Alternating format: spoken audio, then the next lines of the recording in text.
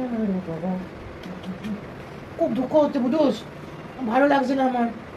তোমার আরেকটা ফ্রেন্ড ইস্কুমার ঘর, ভালো লাগছে না। তোমরা কেন এরকম করছো বলো তো? তুমি একটু কথা বলতে পারছো না? তুমি সবাই কথা বলে নাও একটু, মানে সবাইকে ঠিক করে যাও ঠাকুর।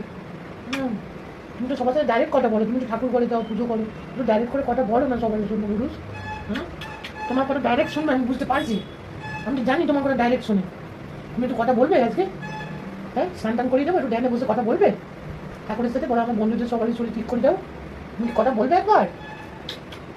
আমি কি বোম মস্কার বাবা করে দেবো তোমার কাছে? মস্কার বাবা, বোম বোম মস্কার বাবা করে দেবো?